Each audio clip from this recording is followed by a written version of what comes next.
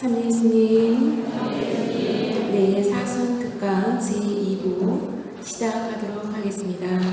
성부와 성자와 성령의 이름으로 은총이 가득하신 마리아님 기뻐하소서. 주님께서 함께 계시니 여인 중에 복되시며 태중의 아들 예수님 또한 복되시나이다.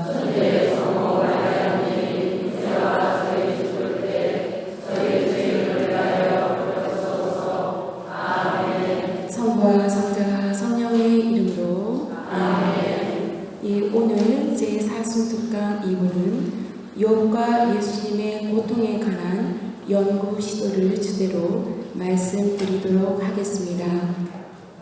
성경 속의 인물 중에서 고통받는 인물은 크게 두 사람이 있습니다. 구약 성경의 욥과 신약 성경의 예수님이십니다. 욥은 비유적인 인물이고 예수님은 실제 인물입니다. 이 두 인물은 성경 안에서 고통받는 사람들의 대표로 등장합니다. 그런데 두 인물의 고통은 같은 차원의 고통을 받은 것이 아닙니다. 두 사람의 고통은 분명한 차이가 있습니다. 저는 이 사순절을 보내면서 예수님이 피눈물을 흘리셨고 몇 대를 맞았고 얼마만큼의 살점이 떨어졌고 십자가에 못 박혀서 몇 시간을 고통스럽게 계셨나와 같은 신체적 고통의 시선이 아니라 예수님의 고통이 오늘날 2000년대 초고속 현대 문화 속에 살고 있는 우리에게 어떻게 재해석되고 새로운 지평으로 바라봐야 하는가를 묵상해 보고자 시도했습니다. 우리는 늘 새롭게 바라보는 연습을 해야 합니다. 왜냐하면 이 세상은 어제도 오늘도 또 내일도 새롭게 변화되고 있기 때문입니다.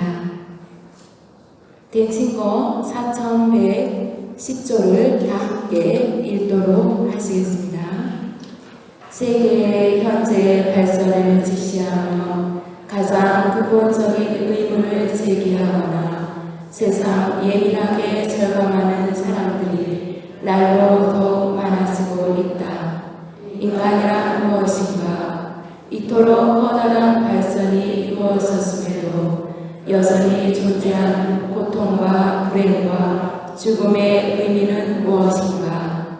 교회는 그러나 그리스도께서 모든 사람을 위하여 돌아가시고 부활하셨으며 당신 성령을 통하여 인간에게 빛과 힘을 주시어 인간이 자신의 드높은 소명에 응답할 수 있게 하셨다고 믿는다.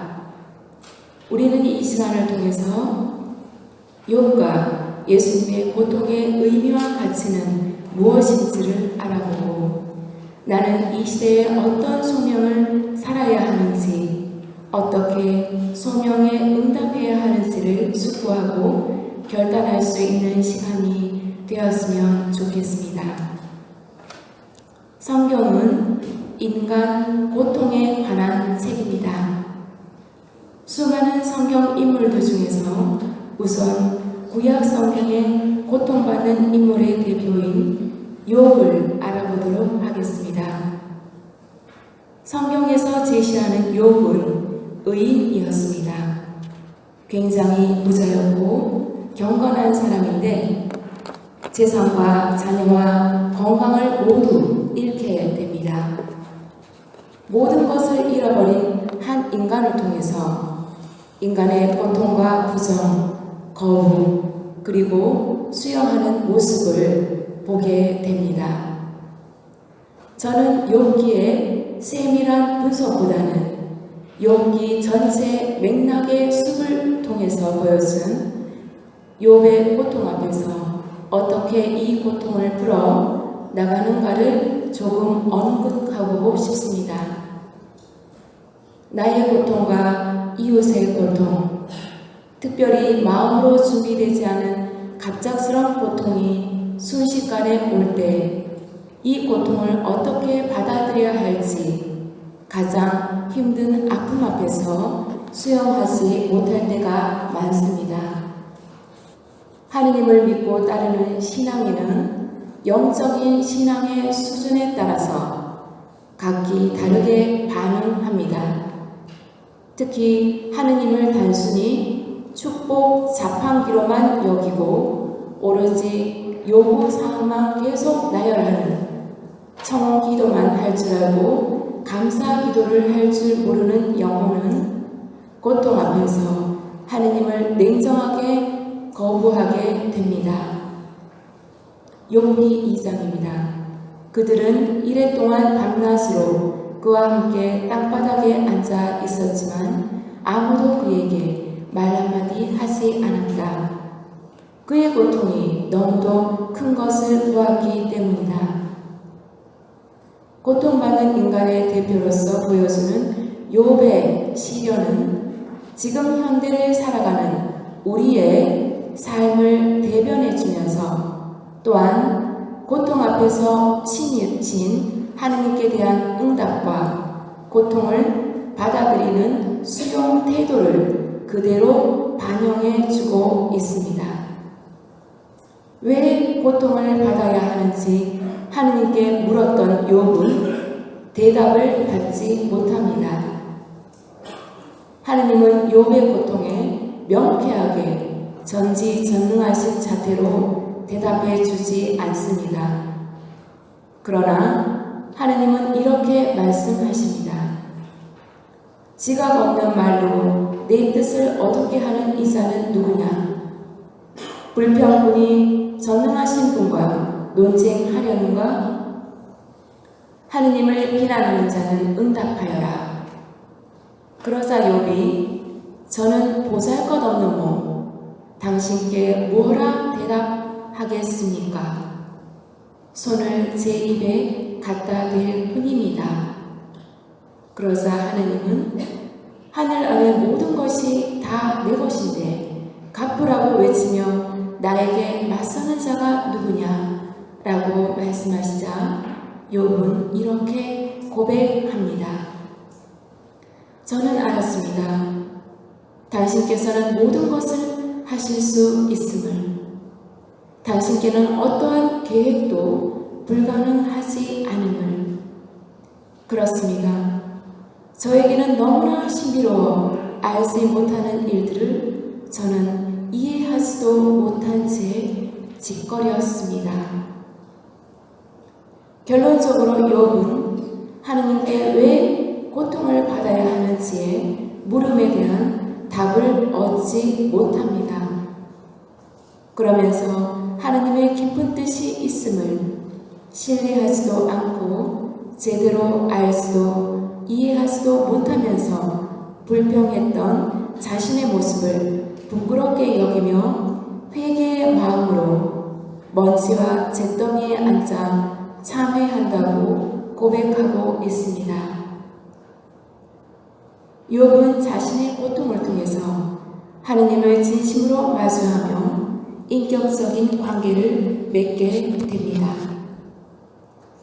당신에 대하여 귀로만 들어왔던 이 몸, 이제는 제 눈이 당신을 배웠습니다. 욥은 고통의 시간을 보내면서 얻은 것이 참 많았습니다. 첫째, 하느님을 만났다는 것. 둘째, 나에게 주어진 고통이 의미와 가치가 있다는 것을 몰랐다는 것. 셋째, 하느님은 내 고통을 알고 계신다는 것도 몰랐다는 것. 넷째, 하느님은 뜻이 있으셔서 나에게 고통을 주셨는데 나는 하느님을 신뢰하는 마음이 약하고 부정적으로 판단했다는 것. 다섯째, 나에게는 신앙적 모순이 많다는 것을 몰랐다는 것입니다. 알만한 사람은 다 인정하는 올바른 사람. 욥 자신은 신앙 깊은 사람이라고 자신만만했는데 고통이라는 큰 시험지를 통해서 자신이 얼마나 신앙적으로 모순이 많은 사람이었는지, 내가 믿고 있었던 내 신앙은 모순 덩어리로 꽉 찬 풍선 신앙이라는 채점표를 받게 되면서 욥은 하느님 앞에 아무것도 아닌 존재라는 것을 고백하게 되었습니다. 그래서 그제야 욥은 자신의 신앙에 모순이 많다는 것을 깨닫게 됩니다. 동시에 하느님과 자기 자신이 일치되어 자신의 신앙적인 모순이 자연스럽게 소멸되면서 진짜 신앙인이 된 것입니다.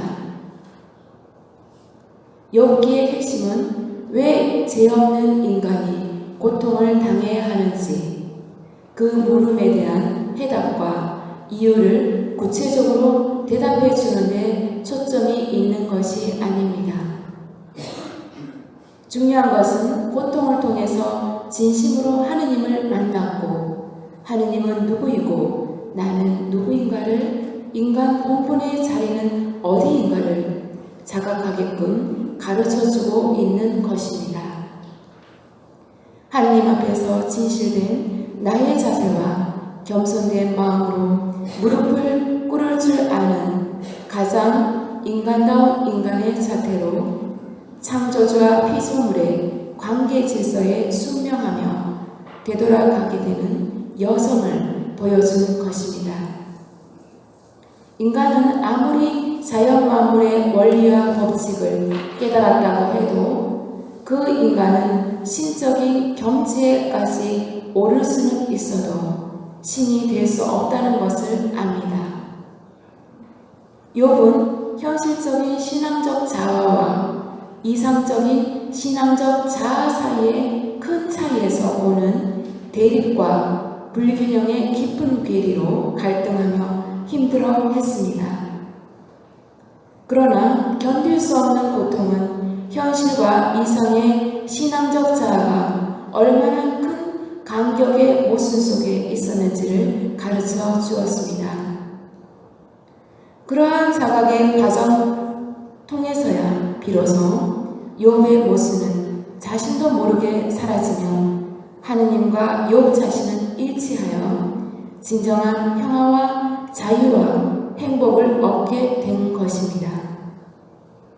우리 신앙인도 이런 욥을 보면서 각자 자신의 신앙에 모순이 없는지, 현실적인 신앙의 나와 이상적인 신앙의 나는 적절한 균형을 이루며 살고 있는지, 내 신앙이 혹시 모순이 너무 많아서 하느님과 일치하지 못하며 아직도 일상생활 안에서 성령의 열매를 맺지 못하는 것은 아닌지 숙고해 보는 시간을 갖는 것도 좋을 듯 합니다. 인간은 고통을 통해서 성숙해짐을 체험할 때가 많습니다. 고통의 한 계단을 걸으며 나 자신의 자아를 비워가게 됩니다. 고통은 수많은 다양한 차원의 고통이 있지만 보편적으로 인간은 죽음에까지 이르는 깊은 고통의 체험을 통해서야 인간은 아무것도 아니라는 것을 깨닫게 될 때가 많습니다. 그리고 그 고통은 세상 욕심과 집착을 쉽게 포기하게 해주고 모든 것을 다 내려놓게 해줍니다.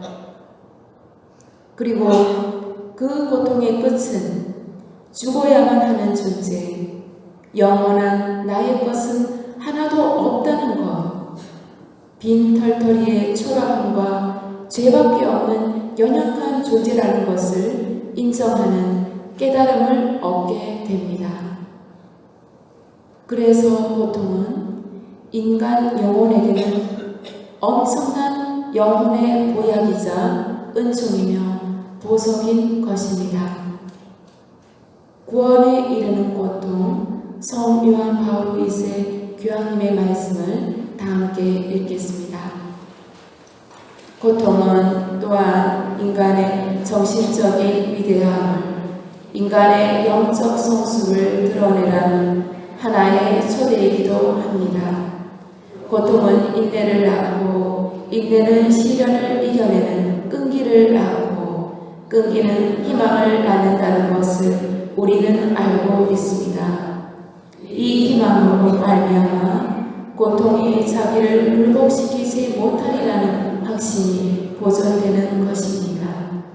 인간은 고통 속에서 더욱더 자기 자신을 재발견하게 됩니다. 고통 때문에 잃어버린 줄로 생각했던 영혼을 재발견하게 되는 것입니다. 이렇게 고통은 인간에게 쓰디쓴 아픔을 체험하게 하지만 그 아픔을 통하여 인생의 의미와 가치를 더 깊이 깨닫게 하고 인간과 신존재의 무한한 깊은 관계를 체험하게 됩니다. 욥은 실제 인물이 아닙니다. 그런데 우리 시대를 거쳐가신 성인 성녀들은 정말 고통 속에서 예수님의 십자가와 함께 일치하려고 노력하며 죽었습니다. 여러분들이 잘 아시는 예수님의 5 상처를 받으신 오상의 비오신 분이, 오상의 성 프란시스코와 또 깊은 고통과 처절한 외로움 속에 죽어가는 이들과 평생 함께 하셨던 마더 데레사 수녀님, 그리고 어린 나이에 병고로 죽은 아기의 소아 데레사 수녀님 등 그리스도교의 모든 성인 성녀들의 삶 속에는 아주 깊은 신년의 숭고한 고통이 있었습니다. 또한 우리 영혼의 어머니이신 마리아께서는 예수님 다음으로 가장 큰 고통을 겪으신 분이십니다.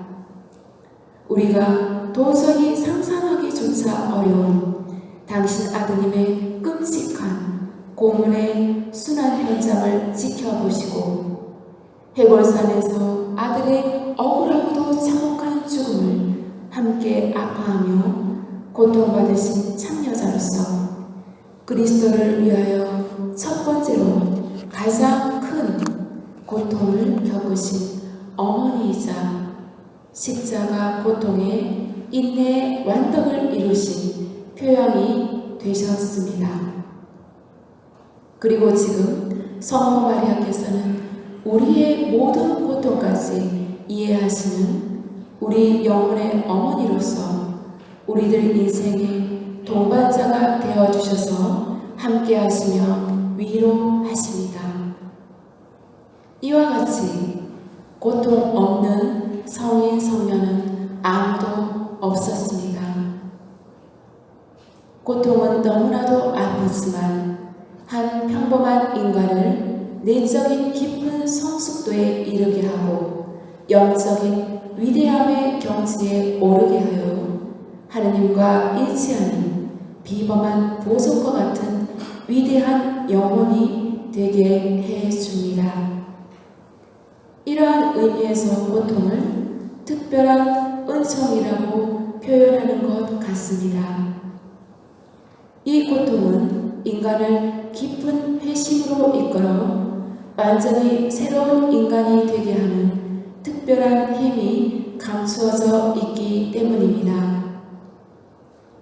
한마디로 고통이 위대한 영혼을 만든다는 것은 고통을 대하는 태도에서 완전히 새로운 차원을 지니는 고통의 긍정적인 의미와 가치를 주는 좋은 본보기입니다.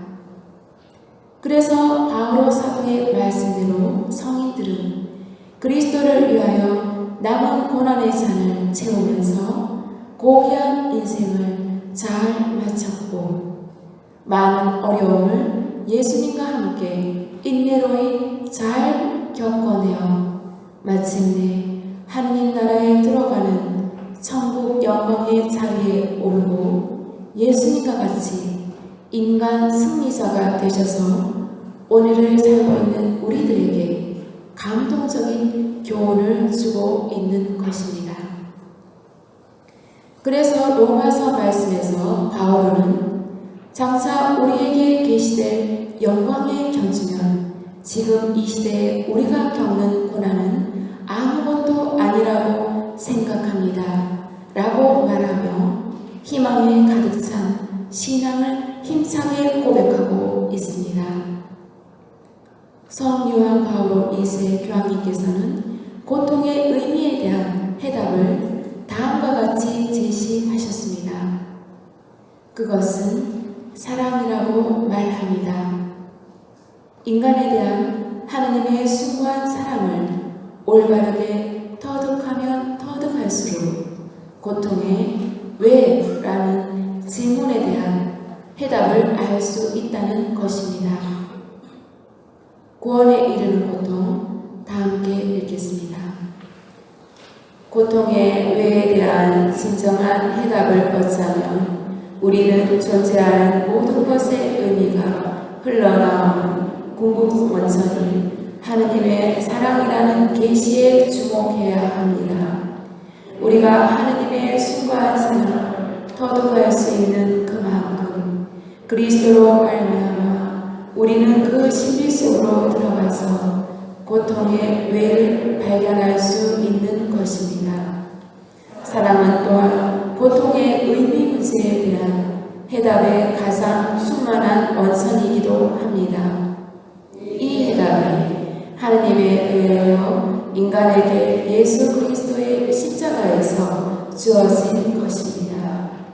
가톨릭 교회 교리서 620강 다 함께 읽겠습니다. 우리의 구원은 우리를 먼저 사랑하시는 하느님의 사랑에서 나온다.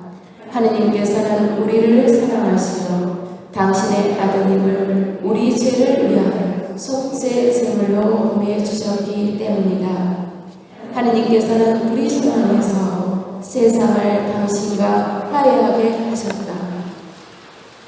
그리스도의 속량은 다음과 같다. 그분은 많은 이들의 몸값으로 자기 목숨을 바치러 왔다. 곧 당신의 사람들을 끝까지 사랑하셔서 그들이 조상들에게 물려받은 그 헛된 소액에서 속량되게 하려고 오신 것이다. 예수님께서는 십자가 죽음에 이르기까지 아버지께 사랑으로 온전히 순종하시어 많은 사람의 죄악을 스스로 짊어짐으로써 그들을 의롭게 하는 고난받는 종의 속죄 사명을 완수하신다. 네, 이렇게 예수님의 십자가 고통은 분명한 명분이 있습니다.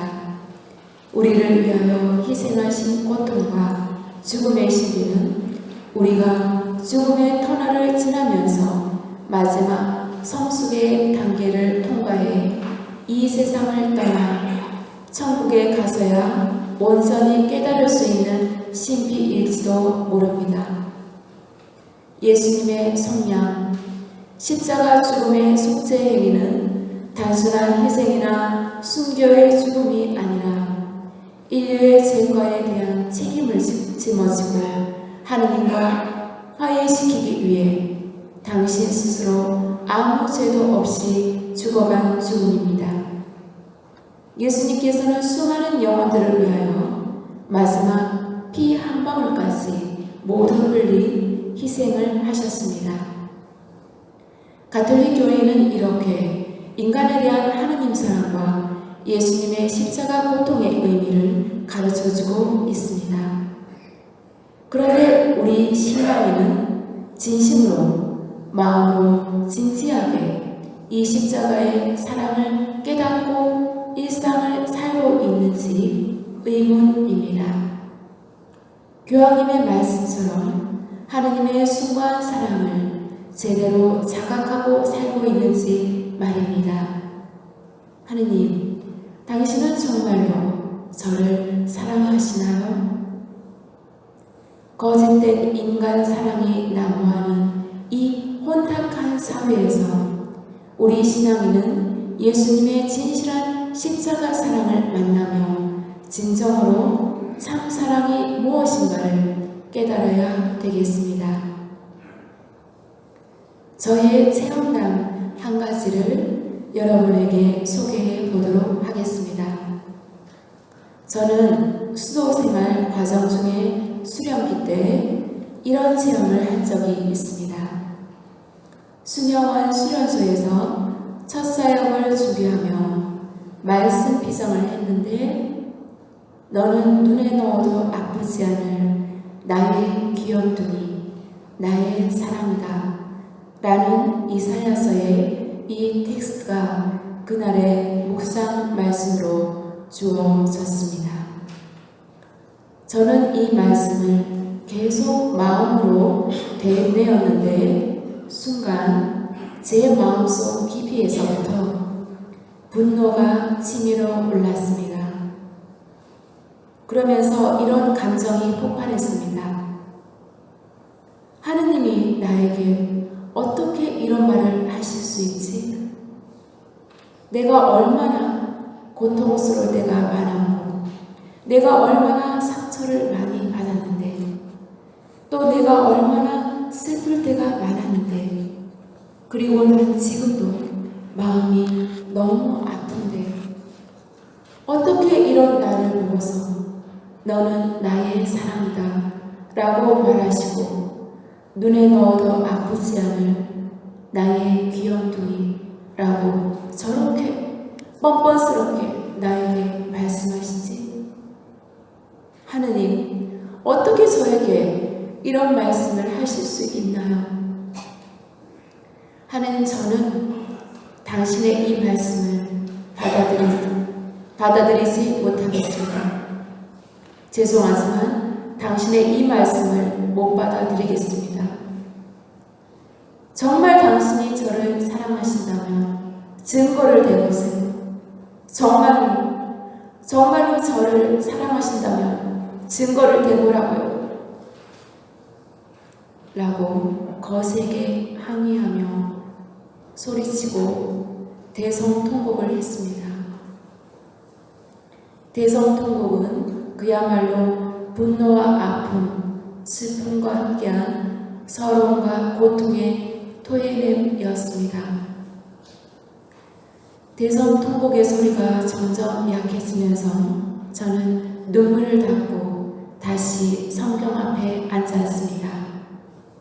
아무런 생각도 아무런 감각도 느껴지지 않는 순간들이 고요히 흐르고 있었습니다. 그런데 그 고요한 순간에 제 마음에서 하느님의 목소리가 들려왔습니다. 분명히 정말 분명한 남자의 목소리였습니다. 의심할 여지가 없는 하느님의 응답이었습니다. 그 선명한 목소리는 이렇게 말했습니다.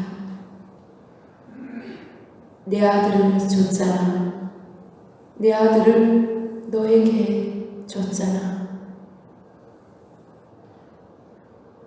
저는 그 순간 너무 놀라서 벌떡 일어나 한켠 구석으로 가서 두려움에 몸을 움츠렸습니다. 정말 너무나도 놀라 떨며 쓰러져 버렸습니다.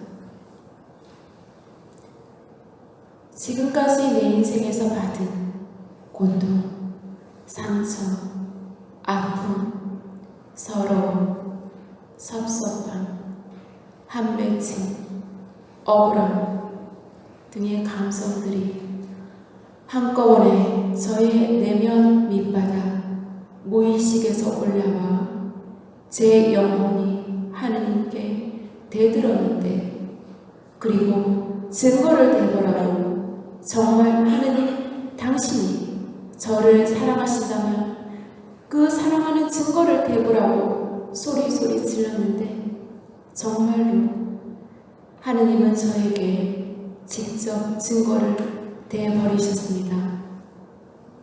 증거를 대보라고 하느님께 함부로 무례하게 윽박지르며 대들었지만 정말 이렇게 대답하시리라고는 상상도 하지 못했습니다.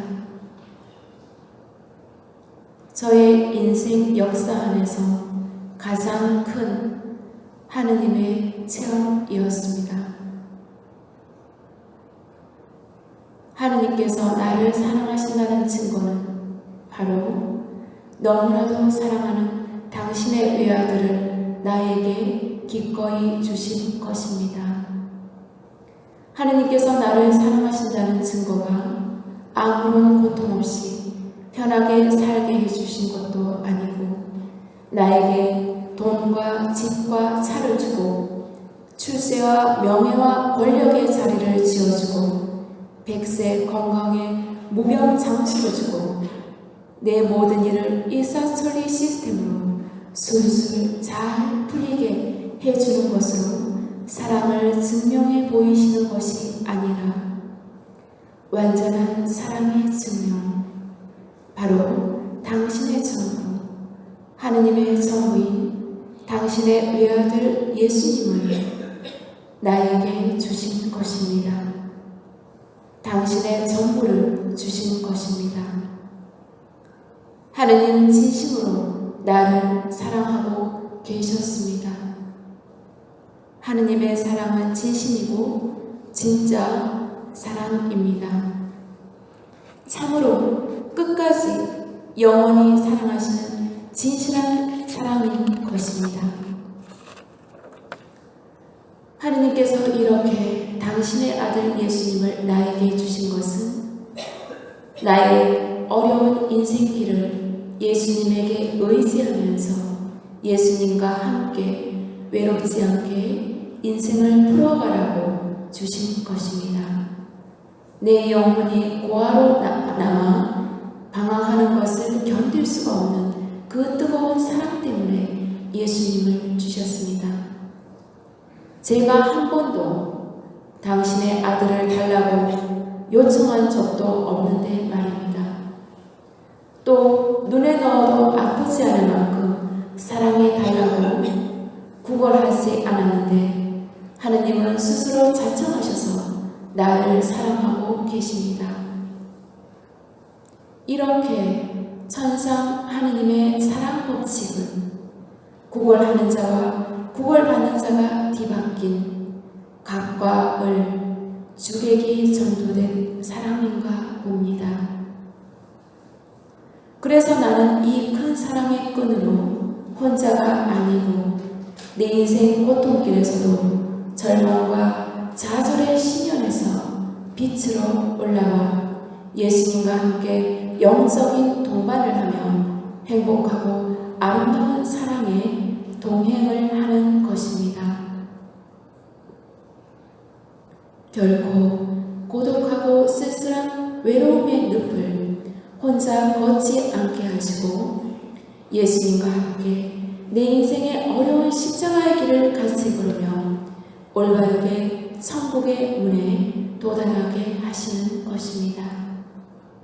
나의 고통과 슬픔, 나의 아픔과 상처, 나의 억울함과 서러움, 나의 한맺힘과 낙심, 나의 아쉬움과 서운함, 나의 꿈과 기쁨 등 이 모든 것을 예수님과 함께 나누며 길이신 예수님을 따라 예수님 생명의 최고 에너지를 받으면서 예수님의 행복 코칭 케어를 받고 진리와 구원의 길을 따라 가라고 하느님이 나에게 예수님을 주신 것입니다. 결코 외롭지 않게, 결코 쓸쓸하지 않게 말입니다. 예수님은 이제 나의 멘토이십니다. 내 영혼의 멘토이자 내 인생의 동반자이십니다. 예수님은 이제 나의 좋은 갑이십니다. 나는 예수님의 행복한 을입니다. 나의 갑이신 예수님은 세속적 악의 권력과 기득권에 맞들여 갑질 횡포만 일삼는 나쁜 갑이 아니라 수평적 파트너십으로 사랑과 믿음, 신뢰로서 서로가 하나 되어 함께 가는 행복의 동반자로서 공존할 수 있는 인격의 멋진 갑이십니다. 그런 귀한 아들을 하느님은 아낌없이 나에게 주신 것입니다. 내가 청하지도 않았는데 말입니다. 그런데 그 귀한 당신의 아들이 내 영혼의 멘토로서 내 삶의 행복 파트너가 되어주시기를 넘어서서 이제는 내 죄와 내 죄에 대한 벌까지 대신 받아 짊어지겠다고 하십니다. 나를 양심의 죄를 다루는 법정, 양심의 벌을 받는 교도소에 가지 않게 하시고 무죄인처럼 자유롭게 살아가도록 나의 모든 죄를 대신 받아 안으시고 또 정말 나 대신 벌까지 받겠다고 자청하시는 것입니다. 대칭거 3339조를 다 함께 읽겠습니다. 죽을 운명에 놓인 인간을 위한 이러한 대속은 온전히 완전하고 무조건 정의롭다. 그리스도께서 십자가에 못 박히시어 많은 사람의 죄를 짊어지시려고 단 한 번 당신 자신을 바치셨다. 그래서 예수님은 중죄인처럼 평생을 내 방벽 십자고생에 매달려 계시고 나는 천사와 같은 의인인 척하며 살아가고 있습니다. 나는 마치 아무 죄도 없는 깨끗한 천사인 양 그렇게 당당하고 태연하게 살아가고 있는 것입니다. 예수님은 나를 위해 나의 모든 죄와 벌을 대신 받기로 자청하셨고 그 덕분에 나는 양심의 죄를 심판하는 법원, 양심의 벌을 치르는 감옥에 가지 않고 자유롭게 살아가고 있는 것입니다. 하늘 아래 한 점 부끄럼 없는 사람이 있습니까? 하늘 아래 한 점 부끄럼 없는 사람은 단지 예수님과 성모님 뿐이십니다. 인간은 모두 하늘 아래 한 점 이상의 부끄러움을 가지고 있는 죄인입니다. 어느 누가 나는 죄 없다 라고 당당하게 고백할 수 있겠습니까? 사실 우리 모두는 감옥에 있어야 할 사람들일지도 모릅니다. 마음으로 정말 그 사람을 죽이고 싶었습니다. 그러나 그 사람은 물리적으로 나쁜 행동을 하지 않았습니다. 그러니 죄 없다 라고 할 수 있습니까? 이미 마음으로 죄를 지은 것입니다. 하느님은 나에게 마치 하늘 아래 한 점 부끄럼 없는 사람처럼 당당하고 죄책감 없이 자유롭게 이 땅을 밟고 두려움과 불안 없이 마음껏 팔을 펼치고 살아가라고 아무도 모르게 정말 아무도 모르게 나의 모든 잘못을 용서해 주시고 화해의 고해의 성사 안에 있는 주님의 자비로 자유인이 되게 해 주셨습니다. 내 영혼의 수갑을 풀어주셔서 구속에서 해제하여 특별 사면으로 석방시켜 주셨습니다. 나의 구원을 위해서 예수님은 사랑의 포로가 되어 나 대신 죄수가 되어 죄와 벌의 사형 집행 언덕 골고타 십자가에 못 박혀 죽으신 것입니다. 인간의 머리로는 도저히 이해하기 힘든 특별한 사랑과 특별한 죽음의 논리가 실제 이 지구 현실의 세계에서 이루어지고 있는 것입니다. 이사야서 53장 다 함께 읽겠습니다. 그는 찔린 것은 우리의 약hem 때문이고 그가 으스러진 것은 우리의 죄악 때문이다. 우리의 평화를 위하여 그가 징벌을 받았고 그의 상처로 우리는 나았다. 나를 위해 끝까지 사랑하고 헌신하는 영원한 내 편. 이 한 사람, 예수님의 피를 몸값으로 지불하고 얻은 속량으로 나는 구원받게 되었습니다. 이제는 예수님의 인류 구원 사업을 위한 사랑의 십자가 릴레이로 선순환의 고리를 이어 사도 바울과 같이 이웃을 위해 투신하며 살아가라고 권고하십니다. 골로새서 1장을 다 함께 읽겠습니다. 이제 나는 여러분을 위하여 고난을 겪으며 기뻐합니다. 그리스도의 환난에서 모자란 부분을 내가 이렇게 여러분의 몸이 교회를 위하여 내 육신으로 채우고 있습니다. 나는 내 안에서 힘차게 작용하는 그리스도의 기운을 받아 열심히 노력하고 있습니다. 이제는 내가 내 남편과 자식의 죄를, 며느리와 사위의 죄를 대신 져주고 죄값을 치르면서 예수님과 같이 보속과 희생의 십자가를 대신 져주어서 가족과 이웃이 구원받게 하라는 것입니다. 내가 제2의 예수가 되어서 실행하라는 것입니다. 나도 예수님을 따라 예수님과 같이 제2의 예수로 이웃을 위해 그렇게 살기를 각오하며 사랑의 희생과 보석을 하고 싶은 열정과 의지를 가족과 이웃을 위해 나를 불태우는 일만이 남았습니다.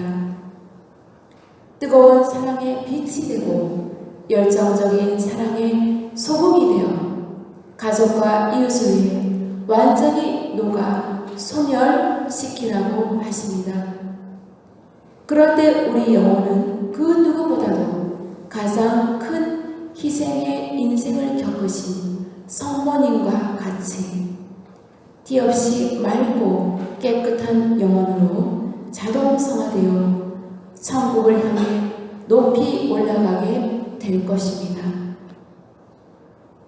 가족과 이웃을 위해 희생하는 헌신의 십자가 인생은 결코 어리석거나 억울한 삶이 아닙니다.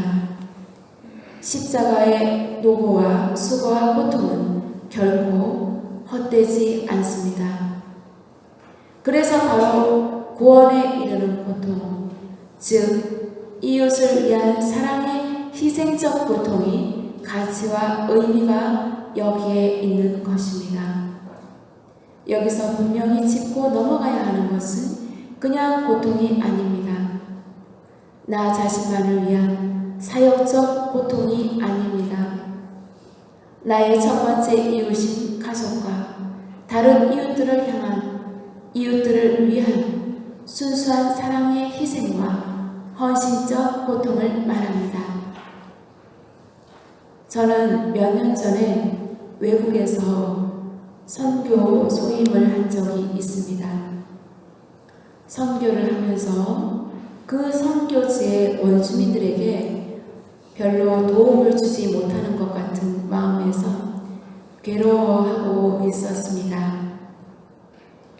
비행기를 몇 번이나 갈아타면서 도착한 이 낯선 땅에서 살고 있는 것이 의미가 있는 것일까 하는 마음에 갈등하며 주님께 기도하면서 어두운 시간들을 보내고 있었습니다. 그러던 어느 날 하루는 꿈을 꾸게 되었습니다. 그런데 그 꿈은 제가 주님께 기도한 것에 대한 응답과도 같은 의미를 주는 꿈이었습니다. 꿈속에서 제가 십자가에 못 박혀 있는 것입니다. 거의 죽기 직전에 저는 예수님처럼 십자가에 못 박혀 매달려서 기력이 다 빠져 죽어가고 있었습니다. 그런데 중요한 것은 어렴풋이 고개를 오른손 못 박힌 쪽을 보면서 놀랐습니다. 오른손 못이 박힌 손바닥에서 핏방울이 떨어지는 것이 아니라 보석 알갱이들이 빛을 발하면서 우수수 떨어지고 있었습니다.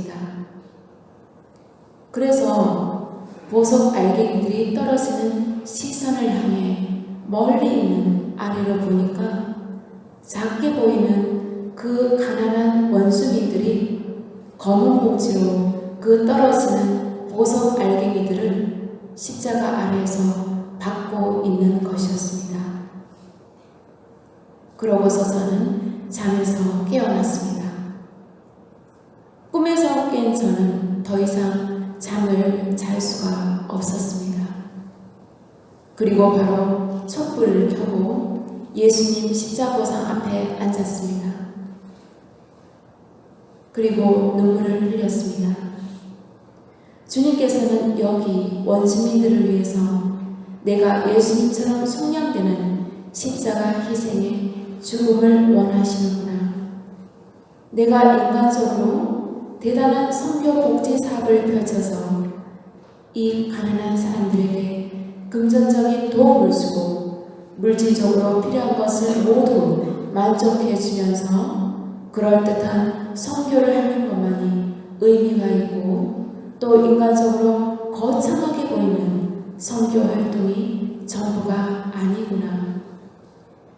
원주민들을 위해 일상의 기도와 평범한 희생을 봉헌하며 원주민들과 함께 소박한 신앙생활을 하느님께 봉헌하면서 사는 것 역시 십자가의 예수님과 같이 제2의 예수로 살면서 그들의 구원에 이바지 하는 것이구나 하는 것을 깨닫게 해주는 꿈이었습니다. 그리고 작은 희생과 기도는 하늘나라에서는 다이아몬드 보석과 같은 큰 가치와 의미를 가지고 있고 그들이 영원한 생명을 얻게 하는데 도움을 주는 것이다 라는 것을 꿈을 통해서 하느님은 제게 가르쳐 주신 것 같았습니다. 저는 이 꿈을 잊을 수도 없지만 잊지 않기 위해서 그 꿈속의 광경을 스케치해서 제 기도 책상에 항상 두고 묵상하고 있습니다. 정말 이 세상은 절제하지 말라고 가르칩니다. 마음껏 먹고 마음껏 즐기라고 가르칩니다.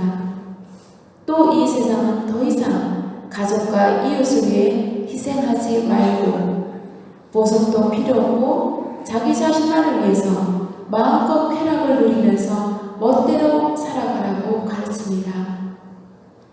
희생이 무시되는 사회, 희생을 우습게 여기라고 가르치는 이 사탄의 문화 앞에서 도전받지만 우리 신앙에는 아무리 이런 유혹이 와도 결코 어리석은 선택을 하지 말아야 하겠습니다. 신앙인은 가족과 이웃을 위해 사랑의 작은 희생을 하는 모든 생활들이 결코 우습게 여길 수 있는 일이 아니라는 것을 잊지 말아야 합니다.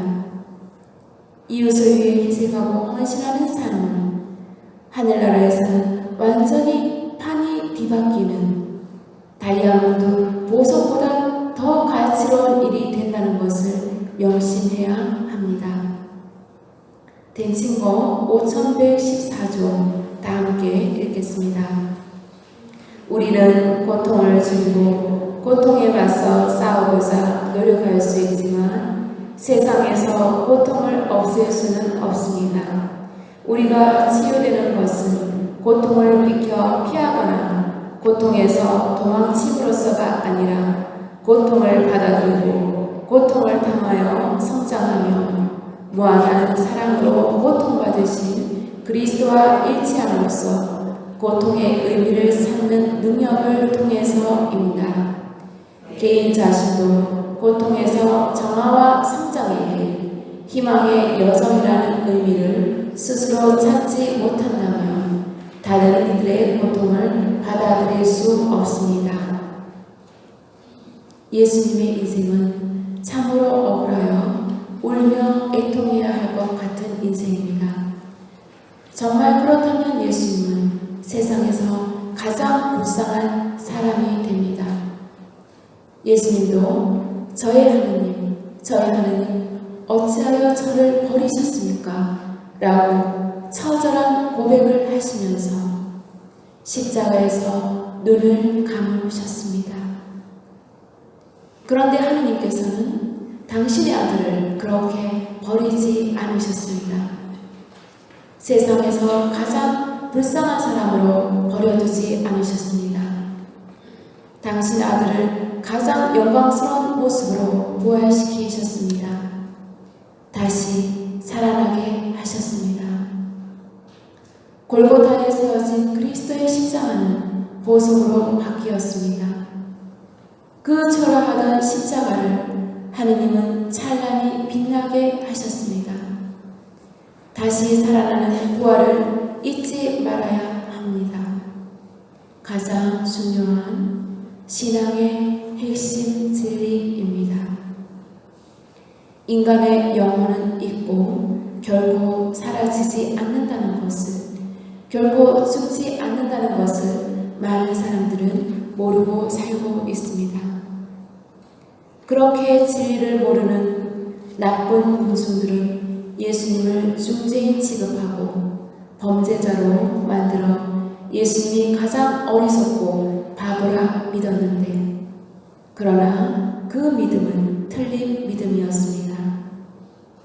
예수님의 죽음은 값싼 죽음이고 웃기는 해프닝으로 길거리의 퍼포먼스이길 바라고 그렇게 간단하게 끝나길 바랬는데 결과는 그렇지 않았습니다. 예수님의 죽음은 위대한 대의 명분에 인류 역사 속에서 가장 가치 있는 죽음이었습니다. 배은망덕한 나쁜 군중들과 수석사제들, 포악한 병사들과 야비한 헤로데와 매정하고 비겁한 빌라도가 오히려 가장 불쌍한 영혼들이 되어버리는 판이 되었습니다. 하느님께서 예수님의 손을 들어주셨습니다. 예수님께서 승리하셨습니다. 누가 신은 죽었다고 말했습니까? 누가 신은 없다고 말했습니까? 신은 결코 죽지 않았고 신은 있습니다. 참으로 진실하고 정의로운 신이 우리 안에서 우리와 함께 당당히 살아 있습니다. 우리의 하느님은 무신론자가 신은 없다고 마구 외칠 수 있는 자유까지 허락하시고, 신은 죽었다고 함부로 말할 수 있는 자유까지 허락하시는 자비로운 아버지이십니다. 이런 사람들에게도 똑같이 공기와 햇빛을 주시는 너그러우신 아버지이십니다. 거짓 사람은 패배합니다. 가식과 위선으로 연출된 가짜 사랑은 반드시 완패합니다. 그러나 진실한 사랑은 승리합니다. 진심이 담긴 사랑은 반드시 완승합니다. 왜냐하면 사랑은 하느님이시기 때문입니다. 하느님은 사랑이시기 때문입니다. 오늘날 사랑은 없다고 말하는 사람들에게, 사랑은 돈으로도 살 수 있다고 말하는 사람들에게, 사랑도 필요 없고 오직 돈만 있으면 다 되는 세상이라고 마구 외치는 무지하고도 어리석은 영혼들에게, 신이 어디 있냐며 비아냥거리는 사람들에게, 하늘 무서운 줄 모르고 배은망덕한 영혼들에게 우리는 분명하고 당당하게 정의롭고 진실하신 하느님이 살아있음을 선포해야만 합니다. 우리 인간 사회에서도 억울하게 고통받는 사람이 참 많습니다. 아무도 잘못도 없는 무죄인을 죄인으로 만들어 교도소에서 억울하게 인생을 보내게 만들고, 수많은 사람들이 다 아는 끔찍한 죄를 지은 짐승 같은 악질의 나쁜 인간은 아무런 죄책감도 없이 웃으면서 세상을 즐기고 있는 것 같습니다. 이런 나쁜 죄인은 왜 고통받지 않고 벌받지 않고 멀쩡하게 인생을 누리고 있는가?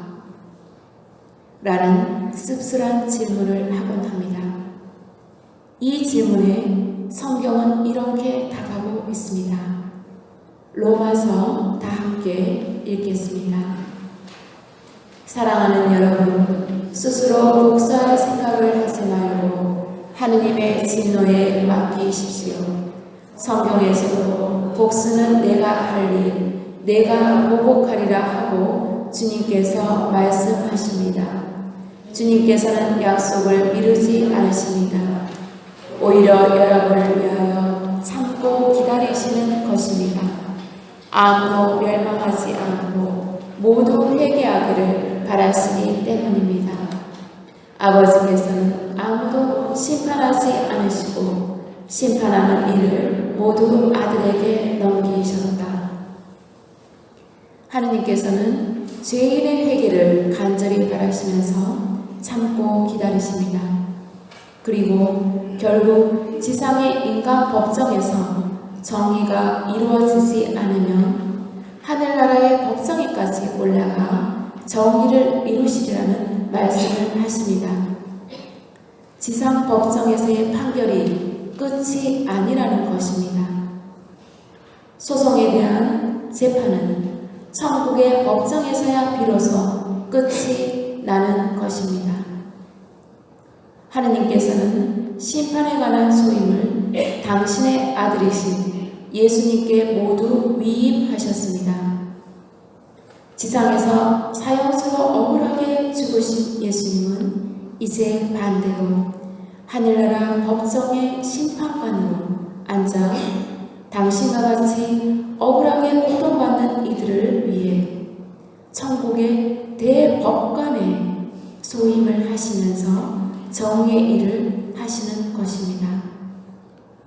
그러니 우리는 정의가 온전히 수호되지 않는 이 사회에 대해, 불공정한 이 세상에 대해 분노와 복수의 의지에만 에너지를 무분별하게 쏟아내며 소모하기보다 오히려 더 이상 제2의 억울한 예수님이 나오지 않는 세상이 되도록 노력하기 위해 더 애쓰며 이 세상의 죄 지을 환경을 최소화하고 소멸시키기 위해 가톨릭 신앙인들이 앞장서서 노력하고, 무죄한 의인이 무력하게 희생되는 비정하고 혼탁한 사회가 되지 않도록 정의의 빛과 정의의 소금으로 살아달라고 정의의 수호자이신 예수님께서 우리에게 요청하시는 것이 아닐까 합니다. 하느님은 참 사랑이란 무엇인가를 완전한 사랑 자체이신 예수님을 통해서 분명히 가르쳐 주셨습니다. 참 사랑 안에는 반드시 십자가 희생이 들어가 있습니다. 행동 없는 사랑은 진짜 사랑이 아닙니다. 그분께서는 십자가에서 잔혹한 고통 중에서도 사랑으로 고통을 극복하시고 인내를 거듭하시고 겸손의 희생 제물이 되어 위대한 사랑의 정상에 도달하십니다. 그래서 하느님은 헌신의 십자가를 짊어지고 가는 예수님을 막지 않으셨습니다. 온 우주 만물을 지배하는 능력까지 모두 가지고 가지고 계신 예수님. 그러나 신의 아들이라는 기득권을 포기하지 않고서는 그 사랑이 진정한 사랑일 수 없고 또 참 사랑이 온전히 완성되지 않기 때문이었습니다. 그래서 기득권의 화려한 영광의 자리를 포기한 섬기는 사랑이란 무엇인가를 참으로 진실하신 예수님을 통해서 증명해 보이신 것입니다. 가식으로 포장된 거짓 사랑과 거짓 존경으로 예수님을 배반해 마음에 큰 고통을 안겨준 호산나를 목청껏 외친 군중들, 예수님께 동의하지지 찬사를 보내던 그들이 이제는 굶주린 사자떼처럼 예수님을 잡아먹지 못해 으르렁거리며 십자가에 못 박으라고 하고 있습니다. 또 빵과 포도주를 함께 나누었고 제자들의 더러운 발까지 씻겨주었는데 정답게 어울리며 함께 거닐던 내 동배, 내 벗들, 내 동무였던 제자들이 예수님 편이었던 그들이 스승을 팔아먹고 스승을 모른다고 3번이나 거짓말에 맹세까지 굳세게 하며 예수님을 버렸습니다. 지난 3년간에 맺었던 인간관계의 신뢰 깊이가 이 정도 수준이었습니다. 인간이라는 탈을 쓰고 살면서 의리라는 것도 모르고 우정이라는 것도 모르는 이웃집 강아지보다도 못한 사람들이 얼마나 많습니까? 세례를 받은 모든 신앙인의 이마에는 십자가가 찍혀 있다는 것을 잊지 말아야 합니다. 이마에 십자가가 찍힌 사람들이 교회를 떠나 쾌락과 타락의 건물에 물밀듯이 들어가는 것을 악마들이 본다면 얼마나 통쾌할까 생각만 해도 소름이 끼치고 정신이 아찔해집니다. 또 신앙인들 중에서도 아쉬울 때는 예수님에게 들볶듯이 자기 소원을 들어달라고 야단 법석을 떨더니 좀 편해지고 귀찮아지게 되면 유다와 같이 쿨하게 예수님을 버립니다. 예, 믿습니다. 를 몇 번이나 고백한 것은 다 잊어버리고 마음 놓고 성당과 이별하는 그야말로 의리도 없는 냉담자가 얼마나 많습니까? 공부하고 일할 시간은 있는데 놀고 쉴 시간도 역시 있는데 해외여행 가고 영화관에 갈 시간은 있는데 운동하고 개와 산책할 시간은 당연히 있는데 일주일에 단 한 번, 단 1시간 거룩한 미사에 갈 시간은 없다고 냉정하게 대답하는 냉담자는 또 얼마나 많습니까?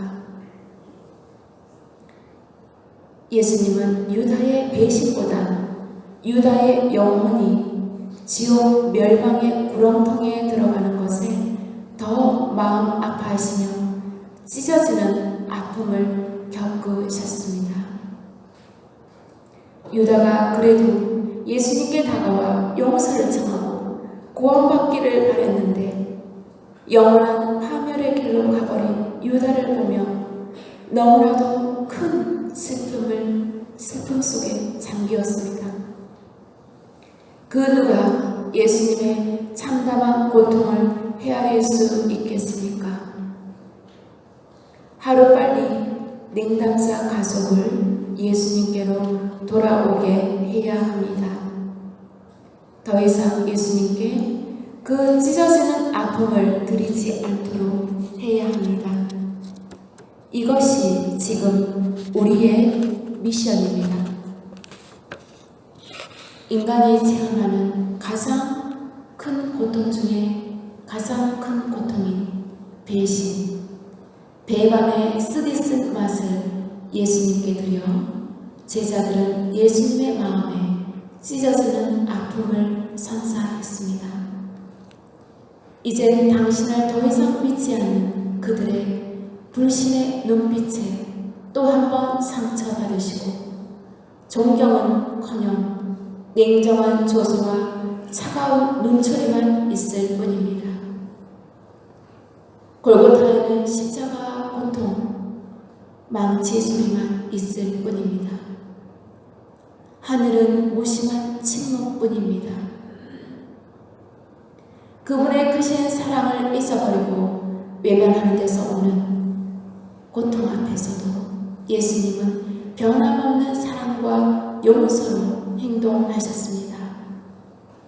헤아릴 수 없을 만큼 뜨겁게 사랑해 주셨습니다. 그래서 십자가로 구원받는다고 하는 것입니다. 인간의 구원은 진실한 사랑을 통해서만 이루어집니다. 십자가 사랑이 아니면 인간은 구원받을 수 없습니다. 사랑은 모든 것을 이룩할 수 있습니다. 사랑은 죽음보다 강하고 사랑은 죄보다 강합니다. 구원은 그리스도의 십자가를 통하여 이루었습니다. 그래서 십자가는 영광입니다. 믿음과 진리와 사랑, 이 모든 것의 중심은 십자가입니다. 십자가 없이는 아무런 의미가 없습니다. 십자가는 동시에 부활을 보증하는 영광스러운 고통이고 천국으로 가는 티켓이 되는 것입니다. 고통은 짧고 영광은 영원합니다. 로마서 8장 다 함께 읽겠습니다. 장차 우리에게 계시될 영광의 견주는 지금 이 시대에 우리가 겪는 고난은 아무것도 아니라고 생각합니다. 네, 고통은 다른 말로 하면 사랑, 섬김, 나눔, 자비, 인내, 희생, 헌신입니다. 구원에 이르는 고통 다 함께 읽겠습니다. 사랑은 고통의 의미 문제에 대한 해답의 가장 충만한 원천이기도 합니다. 이 해답은 하느님에 의하여 인간에게 예수 그리스도의 십자가에서 주어진 것입니다. 우리는 하느님이 우리를 얼마나 사랑하시는지 그 사랑을 증명해 보이신 하느님의 깊은 뜻을 알았고 사랑으로 고통을 극복하신 예수님 십자가 고통의 깊은 의미를 알았습니다. 우리는 이제 더 이상 이기주의를 초월하지 못하는 타성에 젖어 있을 시간이 없습니다. 세상사에 휩쓸려 정신을 잃지 말아야 합니다. 이 세상은 쾌락과 환락에 잠겨 술에 취해 세월 가는 줄 모르고 죄악의 구렁텅이에서 악취나는 온갖 죄를 범하며 파멸의 길로 들어가고 있습니다. 우리는 이런 타락한 세상 속에서 어디로 가야 할지 몰라 갈팡질팡하며 시간을 흘려버리는 세상 사람들과 같이 헛되이 시간을 낭비하지 말아야 합니다. 분발해야 합니다. 골든타임을 놓치지 말아야 합니다. 지금이 바로 회개의 골든타임입니다. 하루속히 죄악의 천박한 생활을 미련 없이 버리고 예수님의 품속으로 달려와야 합니다. 어서 빨리 예수님께로 다시 돌아오십시오. 예수님께서는 불타는 그 뜨거운 사랑으로 영혼을 맑고 깨끗하게 씻어 주실 것입니다. 시간이 없습니다. 찬스는 나에게 끊임없이 와주지 않습니다. 텔레비전 드라마 1시간은 꼭 봐야 하면서 미사를 봉헌하기 위해 성당에 올 시간이 없다고 말하는 신자는 얼마나 많습니까? 커피숍에서 시끄럽게 수다를 떨 시간은 있지만 하느님의 말씀을 듣는 것과 예수님의 성체를 모실 시간은 없다고 말하는 신자는 얼마나 많습니까? 예수님은 지금 십자가의 길 마지막에 임박하셔서 쓰디쓴 죽음을 준비하시는데 거칠에만 화려한 신자는 아무런 영적인 준비도 없이 고급 스포츠의 우아한 취미 생활에만 취해 있다가 부활절이 오면 유명한 성당에 화려한 오케스트라 미사에만 참석하려고 합니다. 우주 은하계에서 가장 큰 기적을 이루는 거룩한 미사의 가치를 그렇게 추락시키지 말아야 합니다. 거룩한 미사는 이벤트 공연도 멋진 음악회나 연주회도 아닙니다. 거룩한 미사는 바로 예수님 자신이십니다. 이제는 더 이상 수수방관하며 미사를 구경하듯이 소중히 할 줄 모르는 무례한 신자는 없어야 하겠습니다. 이제 예수님은 우리에게 십자가의 길을 바치며 십자가 앞에서 울고 애통해하거나 주저앉아 있지 말고 벌떡 일어나 가족과 이웃을 위해 확고한 신앙과 사랑의 힘으로 힘차게 살아가거라고 명하십니다. 예수님이 나를 얼마나 사랑하시는지 깨달은 그만큼 깊은 신뢰심으로 더욱 굳세게 강한 영혼이 되라고 요청하십니다.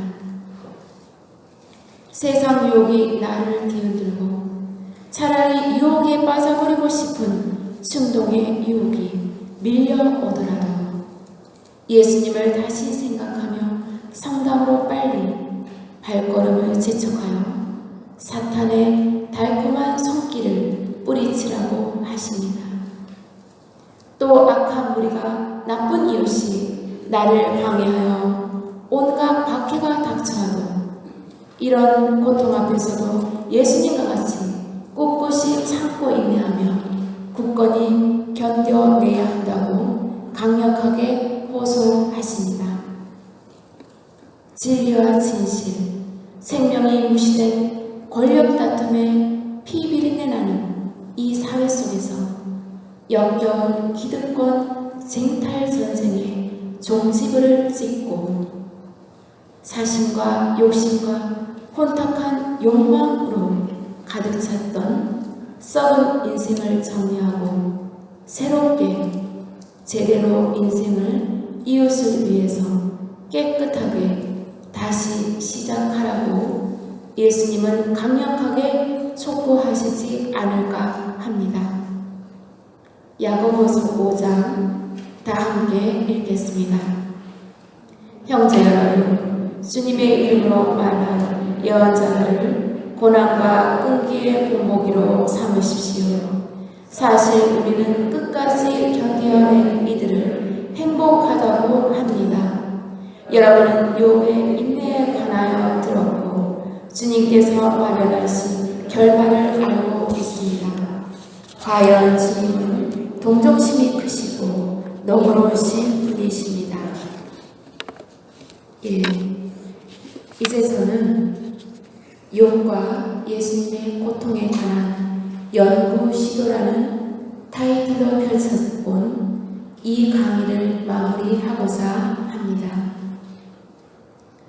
하느님의 귀한 자녀들인 사랑받는 여러분, 우리 모두 그리스도의 가르침, 예수님의 보석과 같은 구원의 말씀을 존경하면서 각자의 삶의 터전에서 새롭게 살아가도록 다시 노력합시다. 하느님의 말씀은 열매를 맺지 않고서는 그냥 돌아가지 않는다는 성경 말씀을 잊지 맙시다. 인류의 가장 인간다운 인간인 예수님은 이 세상을 이기셨습니다. 신의 아들이라는 최고의 기득권을 내려놓고 우리를 위한 사랑 때문에 포기하셔서 이제 힘없이 쓰러지며 죽음으로 질 것만 같았는데 예수님은 그러나 찬란히 부활하시며 승리의 월계관을 쓰셨습니다. 아니, 좀 더 엄밀히 말하면 하느님이 당신의 아들을 직접 부활시키셨고 승리의 월계관을 씌우셨습니다. 사랑의 하느님이라고 부르는 신은 죽은 것이 아니라 살아 계셨고 결정적인 시점에서 마침내 개입해 주셨습니다. 역시 하느님은 우리를 배신하지 않으시고 버리지 않으셨습니다. 한치의 오차도 한치의 틀림도 없이 너무나도 정직하게 응답하시며 진실하신 결코 배신을 모르시는 우리의 좋은 아버지로 살아 계십니다. 내 생의 마지막 끝날까지 삶의 종점까지 내 편이 되어 새 동아줄을 내려주시고 내 인생 죽는 그날까지 최후의 보루가 되어 마지막 보루가 되어 고통과 죽음의 공포에서 해방시켜 지켜주실 나의 하느님이 계시기에 우리는 정말 행복한 사람들입니다. 마태복음 다 함께 읽겠습니다. 고생하며 무거운 짐을 진 너희는 모두 나에게 오너라. 내가 너희에게 안식을 주겠다. 하느님 친히 그들의 하느님으로서 그들과 함께 계시고 그들의 눈에서 모든 눈물을 닦아 주실 것이다. 다시는 죽음이 없고 다시는 슬픔도 울부짖음도 고통도 없을 것이다. 이전의 것들이 다 사라져 버렸기 때문이다. 그러니 이제 우리 모두는 부활을 목격한 예수님의 사랑스러운 제자들과 같이 두려움과 근심 걱정을 모두 떨쳐버리고 평화와 신뢰의 발걸음으로 부활하신 예수님과 함께 힘차게 그리고 뜨겁게 신앙과 진리의 삶을 다시 살아갑시다. 사랑의 빛과 사랑의 소금이 되어 남편과 아내를 위해 며느리와 사위를 위해 부모님과 자식을 위해 이웃과 사회와 국가를 위해 그리고 더 나아가서 인류를 위해 나는 무엇을 할 수 있는지를 고민하며 연구하면서 예수님처럼 나를 불태우는 거룩한 명령을 행동으로 실천하도록 노력합시다. 이것이 바로 스승 예수님이 우리에게 맡겨주시는 축복된 사명이자 은총의 소명인 것입니다. 생명을 주시는 구세주 예수님은 지금 우리를 세상에 파견하시며 강복하십니다. 가서 너도 그렇게 하여라. 용기를 내어라. 내가 세상을 이겼다. 너희는 세상에서 고난을 겪을 것이다. 그러나 용기를 내어라. 내가 세상을 이겼다. 그러니 가서 너도 그렇게 하여라. 예수님이 너무나도 사랑하시는 우리 한국의 가톨릭 신자 여러분 모두는 이 삶을 충분히 살아낼 수 있는 영혼들입니다. 그러니 찬란하게 부활하신 예수님의 뜨거운 강복을 받으며 우리 모두 세상의 빛이 되어 이 인류를 천국으로 만드는데 앞장섭시다. 이상으로 사순특강 제2부를 마치도록 하겠습니다. 감사합니다.